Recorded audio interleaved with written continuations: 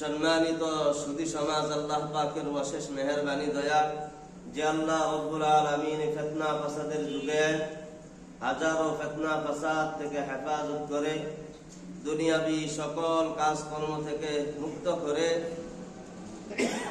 পবিত্র জুমার দিনে জুমার নামাজ আদায়ের উদ্দেশ্যে আল্লাহর ঘরে আসার বসার তৌফিক দান করলেন।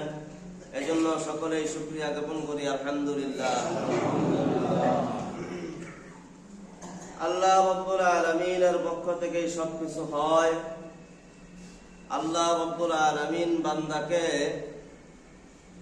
ইখতিয়ার দিয়ে রেখেছেন। আমি ইতিপূর্বেও আপনাদের সামনে আলোচনা করেছিলাম, হয়তোবা অনেকেই ভুলে গেছেন। বান্দার আমলের উপরে বান্দার ভাগ্য অনেকগুলা নির্ধারিত হয়। তকদির যেটাকে ভাগ্য বলা হয়, তকদির এটাকে দুই প্রকার বলা হয়েছে। তকদিরকে দুই প্রকার বলা হয়েছে, তকদিরে মুআল্লাক, তকদিরে গায়রে মুআল্লাক। অর্থাৎ মানুষের ভাগ্য দুই প্রকার। একটা হলো আল্লাহ তাআলার পক্ষ থেকে ফয়সালা হয়ে গেছে, আরেকটা আল্লাহ তাআলার পক্ষ থেকে ফয়সালা হয়েছে বান্দার আমলের সাথে। অর্থাৎ বান্দা যদি এই কাজটা করে তো বান্দার জন্য এরকম হবে, বান্দা যদি এই কাজটা না করে তাহলে বান্দার জন্য ওই রকম হবে। এটাকে বলা হয় তাকদীরে মুআল্লাক। অর্থাৎ কাজের সাথে আল্লাহ বান্দার ফয়সালা করে রেখেছেন। যেমন কোন ব্যক্তি বিবাহ করবে, বিবাহ করার জন্য পাত্রী নির্বাচন করছে, করার পরে বিয়ে করতে শ্বশুর বাড়িতে গেছে। আল্লাহ রাব্বুল আলামিন তার তকদিরে এরকম ভাবে রেখে রেখেছেন যে ওই মেয়েটা বাস্তবে ভালো না, বাস্তবে কোনো ভালো মেয়ে না, তার জন্য দুনিয়াতে সুখের কারণ হবে না। কিন্তু এই ব্যক্তি যদি বিয়ে করতে গিয়া বিয়ার অনুষ্ঠানে যদি আল্লাহর কাছে দোয়া করে, আল্লাহ এই মেয়েটা যদি আমার দুনিয়ার জীবনে সুখময় হয়, কল্যাণকর হয়, তাহলে তুমি বিয়েটা সম্পন্ন করিও। আর যদি আমার জন্য কল্যাণকর না হয় তাহলে এই বিবাহটা যে কোনো ভাবেই তুমি ভেঙে দাও। তা আল্লাহ এই দোয়ার সাথে বান্দার লেখে রাখছে, ফয়সালা করে রাখছে। তো বান্দা যদি দোয়া করে তাহলে আল্লাহ যে কোনো ভাবে ওই বিবাহটা ভেঙে দিবে। আর বান্দা যদি দোয়া না করে তাহলে ওই মেয়েটাই, যে মেয়েটা সতী নয়, ওই মেয়েটাই তার ভাগ্যে চলে আসবে। আপনারা বুঝতে পারছেন, আশা করা যায় যে তকদীরে মুআল্লাক যেটা আল্লাহ তাআলার পক্ষ থেকে ফয়সালা হয়েছে, তবে শর্তের সাথে। কোন একটার সাথে শর্ত লাগাই দিছে, এটা হইলে এরকম হবে, না হইলে ওই রকম হবে। আমরা আমাদের ভাগ্যকে অনেক সময় দোষারোপ করি, করি কিনা? অনেকে আমরা আমাদের ভাগ্যকে দোষারোপ করি যে আমার বাপ দাদার অনেক ধন সম্পদ ছিল, কিন্তু আমাদের সময় যখন আসলো তখন কিছুই নাই। আমার বাপ দাদা সব খায়া উড়ায় হয়ে গেছে, আমাদের ভাগ্যটাই খারাপ। বলি কিনা? এমন বলে থাকি, আমাদের ভাগ্যটাই খারাপ। অমুকের বাবার কিছুই ছিল না, কিন্তু তার বাবা অনেক কিছু তাকে তার জন্য রেখে গেছে, তার ভাগ্যটা ভালো। ভাগ্যকে দোষারোপ করি আমরা। মানুষের ভাগ্য ভালো খারাপ সবকিছু আল্লাহ তাআলার পক্ষ থেকে হয়। আর এটা বিশ্বাস করার নাম হইল তকদির। তকদিরকে বিশ্বাস করতে হবে। তকদিরকে বিশ্বাস করা এটা আহলে সুন্নাত ওয়াল জামাতের একটা আকীদা। তকদিরকে বিশ্বাস করা, ভালো বান্দার ভালো হইল এটা বান্দা বিশ্বাস করতে হবে আল্লাহর পক্ষ থেকে হয়েছে। বান্দার জন্য খারাপ হয়েছে এটাও বান্দাকে বিশ্বাস করতে হবে এটা আল্লাহর পক্ষ থেকে হয়েছে। আল্লাহ পাকের যত বিধানগুলো রয়েছে প্রত্যেকটা বিধান কারা জানেন বলেন? উলামায়ে কেরাম যারা, তারা জানে। হক্কানি উলামায়ে কেরাম যারা, তারা আল্লাহ পাকের বিধান জানে। আল্লাহ পাকের বিধানগুলো তারা ভালো করে জানে, অন্যের কাছে পৌঁছায়। দাওয়াতে তাবলীগ নামে একটা জিনিস আমরা শুনি, দাওয়াতে তাবলীগ। দাওয়াতে তাবলীগ বলতে কি বোঝায়? দাওয়াতে তাবলীগ আমরা সহজ ভাষায় বুঝি তাবলীগ জামাত। তাবলীগ বলতে কি বোঝায়? তাবলীগ শব্দের অর্থ হইল পৌঁছানো, অন্যের কাছে পৌঁছানো, এটার নাম তাবলীগ। সারা পৃথিবীতে যত মুসলমান রয়েছে প্রত্যেকেই তাবলীগের কাজ করে। প্রত্যেকে কি করে? তাবলীগের কাজ করে। বলে একজন নামাজ জানে, নামাজ পড়া ফরজ, আরেক ভাইকে বলে ভাই আপনি নামাজে আসিয়েন, নামাজ পড়িয়েন, নামাজ পড়া ফরজ। এই ব্যক্তিও তাবলীগের কাজ করছে। আরেকজন ব্যক্তি হারাম খাইতেছে, তাকে গিয়া বললো ভাই এটা হারাম, ইসলামে হারাম করা হয়েছে, আপনি এই হারাম খাবেন না। এই ব্যক্তিও তাবলীগের কাজ করে। তাবলীগ শব্দের অর্থ হলো পৌঁছানো, অর্থাৎ ইসলামের বার্তাগুলা, ইসলামের কথাগুলা, কাজগুলা অন্যের কাছে পৌঁছানোর নাম হইল তাবলীগ। আমার কথাগুলা যদি বুঝে থাকেন তাহলে আপনারা উত্তর দেন। সর্বস্তরে মুসলমান যেহেতু তাবলীগের কাজ করে, তাবলীগ মানে হইল অন্যের কাছে পৌঁছানো। যদি সর্বস্তরে মানুষ এই তাবলীগের কাজ করে থাকে, তাহলে বাংলাদেশের সর্বস্তরের, সর্বোচ্চ স্তরের উলামায়ে কেরাম যারা রয়েছেন, হযরত আল্লামা মামুনুল হক সাহেব, আব্দুল মুফতি আব্দুল মালেক সাহেব, এরকম বড় বড় আরো যারা হক্কানি উলামায়ে কেরাম রয়েছেন, তারা কি তাবলীগ করে না? বুঝেন না এই কথা? তারা তাবলীগ করে না? সারা বিশ্ব জুড়ে, পৃথিবী জুড়ে তারা দাওয়াতের কাজ করতেছে। আজকে এই জায়গায়, সকালে এক জায়গায়, দুপুরে এক জায়গায়, বিকালে এক জায়গায় ইসলাম প্রচার করতেছে। হক কথাগুলা মানুষের সামনে ভাষায়ও দিতেছে, মানুষকে জানাই দিতেছে। তারা তাবলীগের কাজ করে না? তারা তাবলীগের কাজ করে না? কথা বলেন, করে কিনা? কিন্তু একদল নামদারি তাবলীগওয়ালা, যাদেরকে সন্ত্রাসী নামে আখ্যায়িত করা হয়েছে, সাদিয়ানি নামে আখ্যায়িত করা হয়েছে, তারা প্রকাশ্য ভাবে বলতেছে যে মামুনুল হক সাহেব তাবলীগের কেউ না। মামুনুল হক সাহেব তাবলীগের কেউ নয়। বারবার তারা এই কথা বলতেছে। আমি বলতে চাই এই সমস্ত মূর্খদেরকে, যারা তাবলীগ শব্দের অর্থই জানে না, যারা তাবলীগকে শুধু বর্তমানের প্রচলিত তাবলীগকেই তাবলীগ মনে করে, এই সমস্ত মূর্খদেরকে আমি বলতে চাই, তোমরা তাবলীগের তটাও বুঝো নাই। তাবলীগ কি জিনিস, তাবলীগের তটাও তোমরা বুঝো নাই। তাবলীগ মানে মসজিদে মসজিদে যাওয়া, 3 দিন থাকা, প্রতি মসজিদে 3 দিন থাকা, মসজিদে রান্না করা খাওয়া, এলাকার মানুষকে দাওয়াত দেওয়া, 40 দিন লাগানো, 3 চিল্লা দেওয়া, এটার নাম শুধু তাবলীগ না। তাবলীগ হইল কুরআন এবং হাদিসের যত কথা রয়েছে, এই কথাগুলা অন্যের কাছে পৌঁছানোর নামই হইল তাবলীগ। এই কথাগুলা অন্যের কাছে পৌঁছানোর নাম হইল তাবলীগ। ওরা বলে থাকে, ওরা বলেছে বা আরো কিছু কথা বলেছে, আপনারা জানা রাখা দরকার।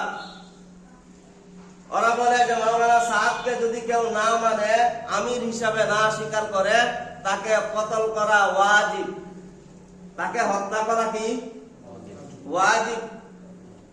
এমন কথা কখনো কোনো আলেমদের মুখ থেকে শুনেছেন যে মাওলানা সাহেব উনাকে না মানলে কতল করা, হত্যা করা ওয়াজিব? আমরা যারা উনাকে মানি না, আমাদেরকে হত্যা করা ওয়াজিব। কত বড় মূর্খতা এদের! ইসলাম সম্পর্কে এদের কোনো ধারণা নাই, কোরআন হাদিস সম্পর্কে এদের কোনো ধারণা নাই। এরা হইল কাদিয়ানির চাচাতো ভাইয়েরা। মূলত কাদিয়ানিরা যেরকম ইসলামকে ধ্বংস করতেছে, এরাও ইসলামকে ধ্বংস করতেছে। আহলে হাদিস নামে একটা দল রয়েছে, শিয়া নামে একটা দল রয়েছে, এরকম ভাবে যত গুমরা দল রয়েছে, তাদের মধ্যে থেকে একটা গুমরা দল হইল সাদিয়ানি দল। কি দল বলেন? সাদিয়ানি দল। এরাও জানে না, শুনে না, কোরআন হাদিস বুঝে না, পড়তে জানে না সহি শুদ্ধ ভাবে, কিন্তু প্রচার করতেছে ভুল কথাগুলা। মাওলানা সাহেবকে আমির না মানলে কতল করা ওয়াজিব। বাংলাদেশে তো এরকম কোটি কোটি উম্মত রয়েছে যারা মাওলানা সাহেবকে চিনেই না, জানেই না, তাহলে তাদেরকেও তো কতল করা ওয়াজিব। আপনাদের মধ্যে এমন হাজার মানুষ রয়েছে যারা আপনারা মাওলানা সাহেবকে চিনেন না, তো তাদেরকে আগে হত্যা করেন না কেন? মূল কথা হইল মূর্খতাই সব। মূর্খতাই কি সব এদের মূর্খতায় ভরে রয়েছে। একজন মানুষকে মানা ওয়াজিব, অন্যথায় কতল করা ওয়াজিব। বিশ্ব নবীকে যারা নবী হিসাবে মানে নাই তাদেরকে কতল করা ওয়াজিব আজ পর্যন্ত কোন ওলামায়ে কেরাম বলছে? কোন ইহুদি, খ্রিস্টান, বিধর্মী, মুসলমান না যারা, এদেরকে কোন আলেমরা ফতোয়া দিয়েছে এদেরকে কতল করা ওয়াজিব? এত বড় মূর্খতা কেমনে করেন আপনারা? দাওয়াতে তাবলীগ মানে শুধু মসজিদে মসজিদে ঘোরার নাম দাওয়াতে তাবলীগ নয়। দাওয়াতে তাবলীগ হইল কুরআন ও হাদিসের হক কথাগুলা অন্যের কাছে পৌঁছানোর নাম হইল দাওয়াতে তাবলীগ। এই সমস্ত যারা ভণ্ড রয়েছে, কিছু ভণ্ড মার্কা আমার মতো আলেম রয়েছে যারা ভণ্ড, এদেরকে আল্লাহ তাআলা উপযুক্ত শাস্তি দিতেছে, গ্রেফতার করা হয়েছে, রিমান্ডে দিতেছে। আল্লাহ তাআলা এদের বিচার করবেন ইনশাআল্লাহ। নিরীহ মুসলমানদেরকে টঙ্গীর ময়দানে শহীদ করা হয়েছে, রক্তাক্ত করা হয়েছে, টঙ্গী তুরাগ নদীকে রক্তে লাল করা হয়েছে। কি দোষ ছিল এদের? কি দোষ ছিল? এটা তো কোনো রাজনীতি বিষয় ছিল না। আল্লাহর কাছে জবাব দিতে হবে। আল্লাহ রাসূল সাল্লাল্লাহু আলাইহি ওয়াসাল্লাম বলেন, তত সময় পর্যন্ত একজন মানুষ মুমিন হইতে পারবে না যত সময় পর্যন্ত তার হাত এবং জবান থেকে অন্য মানুষ নিরাপদে না থাকে।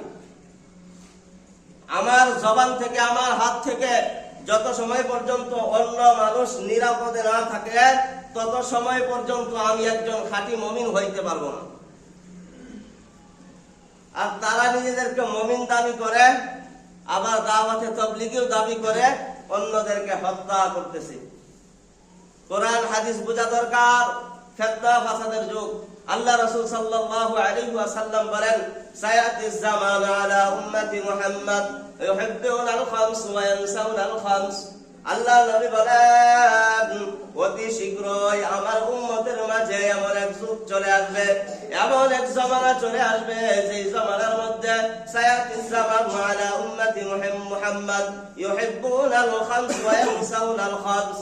তাই এমন পাঁচটা জিনিসকে মহব্বত করবে যেই পাঁচটা জিনিসকে ভুলে যাওয়ার দরকার ছিল, আর এমন পাঁচটা জিনিসকে তারা ভুলে যাবে যেই পাঁচটা জিনিসকে তাদের সব সময় স্মরণ রাখার দরকার ছিল। তার মধ্যে থেকে এক নম্বর হইল ইউহিব্বুনাদ দুনিয়া ওয়া ইয়ানসাউনাল আখিরাহ। এক নম্বর বিষয় হইল ইউহিব্বুনাদ দুনিয়া ওয়া ইয়ানসাউনাল আখিরাহ। ফিতনা ফাসাদের যুগে আমার উম্মতেরা দুনিয়াকে ভালোবাসবে, আখিরাতকে ভুলে যাবে। ইউহিব্বুনাদ দুনিয়া ওয়া ইয়ানসাউনাল আখিরাহ। তারা দুনিয়াকে ভালোবাসবে, আখিরাতকে ভুলে যাবে। বলেন বর্তমান যুগের অবস্থা কি চলে? বর্তমান যুগের অবস্থাটা কি চলে? অধিকাংশ মানুষকে দেখা যায় আখিরাত ভুলে গেছে, আখিরাতের কথা মনে নাই। আযান হয় তারপরেও কাজ করতেছে, আযান হয় তারপরেও চলতেছে। নামাজের সময় পার হয়ে যায়, ওয়াক্তটা পার হয়ে যায়, নামাজের খবর নাই, হালাল হারামের খবর নাই। আমার ধন সম্পদের দরকার। কথা বলেন ঠিক কিনা? এটাই বলেন আল্লাহর নবী বলেন, অতি শীঘ্রই আমার উম্মতের মাঝে এমন যুগ চলে আসবে যেই যুগের মধ্যে তারা ইউহিব্বুনাদ দুনিয়া ওয়া ইয়ানসাউনাল আখিরাহ, যারা দুনিয়াকে ভালোবাসবে, আখিরাতকে ভুলে যাবে। দ্বিতীয় নম্বরে আল্লাহর নবী বলেন, ইউহিব্বুনাদ দুনিয়া ওয়া ইয়ানসাউনাল আখিরাহ, ইউহিব্বুনাল মাল ওয়া ইয়ানসাউনাল হিসাব। আল্লাহর নবী বলেন, তারা মালকে ভালোবাসবে, অর্থ সম্পদকে তারা ভালোবাসবে, ওয়া ইয়ানসাউনাল হিসাব। কিয়ামতের ময়দানে আল্লাহ রাব্বুল আলামিনের সামনে যে জবাব দিতে হবে, হিসাব দিতে হবে, কেমনে কামাই করলা, কেমনে খরচ করলা, আল্লাহর কাছে যে হিসাব দিতে হবে, তারা এই কথা ভুলে যাবে।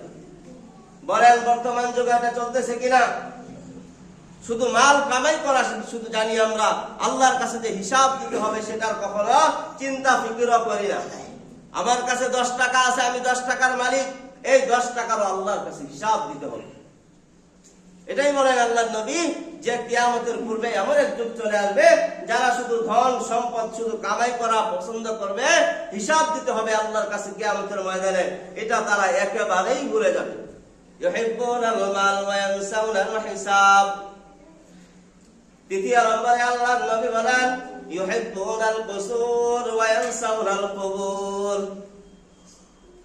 তারা দুনিয়াতে কুসুরকে ভালোবাসবে। কুসুর এটা কসরুন এর বহুবচন। কসরুন শব্দের অর্থ হলো বিল্ডিং, দালান। বিল্ডিং কে, দালানকে তারা ভালোবাসবে। ইউহিব্বুনাল কুসুর, বিল্ডিং করাকে ভালোবাসবে। যার একটা বিল্ডিং হয়েছে সে দুইটা বিল্ডিং দিতে চায়। যার একতলা হয়ে গেছে সে দুই তালা দিতে চায়। যার দুই তালা হয়েছে সে তিন তালা চায়। যার একটা ফ্ল্যাট হয়েছে সে আরেকটা ফ্ল্যাট বানাইতে চায়। যার শহরে একটা বাড়ি হয়েছে আরেকটা বাড়ি বানাইতে চায়। বর্তমান যুগে এমনটা চলতেছে কিনা? কথা বলেন, চলতেছে কিনা? আল্লাহর নবী বলেন ইউহিব্বুনাল কুসুর ওয়া ইয়ানসাউনাল কুবুর। তারা শুধু বিল্ডিং করতে ভালোবাসবে। বুড়া হয়ে গেছে, মাথার চুল পাইকা সাদা, দাড়িগুলা লাল হয়ে গেছে, দাঁতগুলা পড়ে গেছে, তারপরে মনের স্বপ্ন একটা বিল্ডিং দিয়া মরব। কথা বলেন। আল্লাহর নবী বলেন বিল্ডিং করাকে তারা ভালোবাসবে। ওয়া ইয়ানসাউনাল কুবুর, বুড়া হইছে কবরে যাইতে হবে এই কথা তারা ভুলে গেছে। এই কথা তারা ভুলে যাবে। কবরে যে যাইতে হবে এই কথাটা ভুলে যাবে। বিল্ডিং বানাই দিছি মানে কি বিল্ডিং এ থাকার জন্য? কথা বলেন। এই জন্য আল্লাহ নবী বলে অতি শীঘ্র এই যুগটা চলে আসবে, এই জমানা চলে আসবে যে জমানায় মানুষ শুধু বিল্ডিং করাকে ভালোবাসবে। বর্তমান যুগে প্রতিটা মানুষ চাই তিনি কর্মজীবী হোক অথবা কর্মজীবী না হোক, চাই উনি শ্রম দিয়া খাক অথবা না খাক, সর্ব অবস্থায় বিল্ডিং লাগবে। কথা বলেন। একেবারে নিম্ন স্তরের যারা, তারাও গিয়ে দেখেন আগে বিল্ডিং দিচ্ছে। তারাও আগে কি করতেছে? বিল্ডিং দিতেছে। আল্লাহ নবী ওটাই বলেন ইউহিব্বুনাল কুসুর ওয়া ইয়ানসাউনাল কুবুর, তারা কবরকে ভুলে যাবে। আল্লাহ রাসূল সাল্লাল্লাহু আলাইহি ওয়াসাল্লাম পরে বলেন ইউহিব্বুনাল খালক ওয়া ইয়ানসাউনাল খালিক, তারা দুনিয়ার সৃষ্টিজীবকে ভালোবাসবে। ওয়া ইয়ানসাউনাল খালিক, সৃষ্টিকর্তা যিনি, সৃষ্টিজীবের সৃষ্টিকর্তা আল্লাহ তাআলা যিনি, আল্লাহকে তারা ভুলে যাবে আর ভালোবাসবে সৃষ্টিজীবকে। আমার ঘরের মধ্যে কয়টা সামানা আছে? আমার কাছে কয়টা সামানা আছে? আমার ঘরে ফ্রিজ আছে নাকি? আমার ঘরে সোফা আছে নাকি? ইউহিব্বুনাল খালক, দুনিয়ার সৃষ্টিজীবকে ভালোবাসবে। আমার কাছে কয়টা গরু আছে? কয়টা গরুর মালিক হইলাম? কয়টা ঘোড়ার মালিক হইলাম? কয়টা হাতির মালিক হইলাম? কয়টা উটের মালিক হইলাম আমি? কতগুলা মাল সামানার মালিক হইলাম আমি? কয়টা গাড়ি আমার হয়েছে? একটা গাড়ি হয়েছে তো হবে না আরেকটা গাড়ি লাগবে। একটা ট্রাক হয়েছে তো হবে না আরেকটা ট্রাক লাগবে। 10টা ট্রাক হয়েছে 20টা ট্রাক লাগবে। একটা বাস হয়েছে আরেকটা বাস লাগবে। এরকম ভাবে শুধু সৃষ্টিজীব গুলা রয়েছে যেগুলা মানুষের তৈরি অথবা আল্লাহ প্রদত্ত তৈরি। সৃষ্টিজীবের প্রতি ভালোবাসা হবে। ওয়ায়ানসাউনাল খালিক, আল্লাহর প্রতি, আল্লাহকে তারা ভুলে যাবে। বর্তমানে এমন হইতেছে কিনা? কথা বলেন। আল্লাহর নবী বলেন হে আমার উম্মতেরা, আমি তোমাদেরকে বলে দিয়া গেলাম তোমরা যদি এই ভুল করো তোমরা দুনিয়াতেও ধ্বংস হয়ে যাইবা, আখিরাতেও ধ্বংস হয়ে যাইবা। সুতরাং তোমরা ধ্বংস না হওয়ার জন্য আমি আখির নবী, বিশ্ব নবী তোমাদেরকে দুইটা জিনিস দিয়া গেলাম। তারাকতু ফীকুম আমরাইন লান তাদিল্লু মা তামাসসাকতুম বিহিমা কিতাবাল্লাহি ওয়া সুন্নাত রাসূলি। হে আমার উম্মতেরা রে, তোমরা যদি আমার এই জিনিসগুলা ধরে রাখো, 1 নম্বর হইল কোরআন, 2 নম্বর হইল আমি নবীর হাদিস। কোরআনকে হাদিসকে তুমি যদি তোমার মারির দাঁত দিয়া আঁকড়ায়া ধরো, কোনদিন তুমি পথভ্রষ্ট হইবা না। কে বলেন? আল্লাহর নবী বলেন তোমরা কিয়ামতের পূর্বেও ফিতনা ফাসাদ দিয়া ভরে যাবে তোমরা যখন কোরআন এবং হাদিসকে ধরে রাখবে, কোরআন এবং হাদিস জাননেওয়ালাদেরকে ধরে রাখবে, কোরআন এবং হাদিস মাননেওয়ালাদেরকে ধরে রাখবে, কোরআন এবং হাদিস যারা জানে তাদের সাথে থাকবে, তোমরা কখনোই তোমরা পথভ্রষ্ট হবে না। ঘুরে ফিরে আবার ওই আগের কথা চলে আসে, কোরআন হাদিস যারা জানে তাদেরকে মানতেই হবে, আলেম ওলামাদেরকে মানতেই হবে। আলেমদেরকে না মানলে কোনো দ্বীনের কাজ করা সম্ভব না। নামাজ পড়ি তো ভুল হয়ে যায়, রোজা রাখি তাও ভুল হয়, ওযু করি তাও ভুল হয়, শুধরাবো কোথায়? যারা কোরআন ও হাদিস যারা শিক্ষা গ্রহণ করেছেন, যারা শিক্ষা দিতেছেন হক্কানি উলামায়ে কেরাম, তাদের কাছে গিয়া আমাদের শুধরাইতে হবে। আল্লাহ রাব্বুল আলামিন আমাদেরকে অল্প কথার উপর বুঝে আমল করা তৌফিক দান করেন। ওয়া আখির দাওয়ানা আলহামদুলিল্লাহি রাব্বিল আলামিন। বিশেষ করে আল্লাহ তাআলা হক্কানি আলেমদের সাথে আমাদেরকে মরণ পর্যন্ত থাকার তৌফিক দান করেন। যাদের সুন্নাত বাকি আছে মেহেরবানি করে